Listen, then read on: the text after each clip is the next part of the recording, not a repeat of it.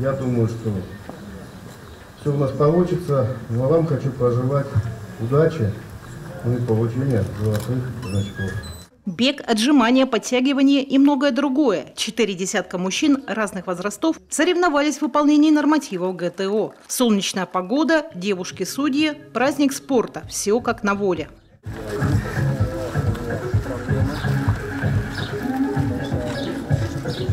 После разминки 43 осужденных колонии строгого режима номер 25 и 6 сотрудников приступили к сдаче норм на серебряный и бронзовый значок ГТО. Кому как повезет. Этому дню предшествовала длительная подготовка, ведь организовать такое привычное для обычных людей мероприятие в условиях режимного учреждения – дело непростое, но, как оказалось, вполне посильное.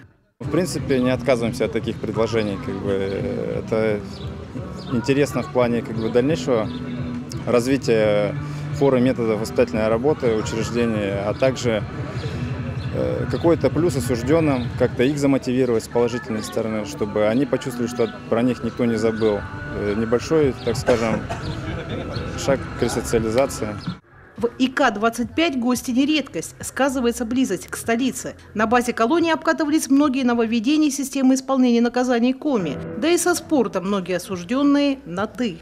Да, есть возможность не только заниматься спортом. К нам приезжала буквально недавно мини-футбольная команда «Примера», если слышали такое. И новая генерация ребята приезжают сюда. Довольно частенько играем с ними. Благодарим им еще раз, пользуясь случаем, за то, что они уделяют нам время и желание. И, в принципе, хотелось бы пригласить всех желающих. Может быть, кто-то еще, какие-то есть команды, которые хотят сюда приехать. Администрация не против, препятствий особо никаких не строит. Работала ранее с тренером по футболу, и поэтому сам занимался активным спортом. Поэтому для меня это, так сказать, более-менее легко. Вообще я считаю, что данные нормы, они позволяют нам посмотреть на себя немножко со стороны, посмотреть свои результаты и, соответственно, сделать потом дальнейшие выводы для того, чтобы следить за своим физическим состоянием, своим физическим здоровьем. Идею сдавать нормы ГТО в колониях поддержали и специалисты спортивного общества «Динамо» и Республиканское министерство спорта. В планах распространить положительный опыт на все колонии. Наша задача первая – это чтобы люди, сдающие, соответственно, получили знаки отличия. И второе, чтобы в этот процесс было втянуто как можно больше людей для того, чтобы проходила дальнейшая их социализация как один из этапов или элементов.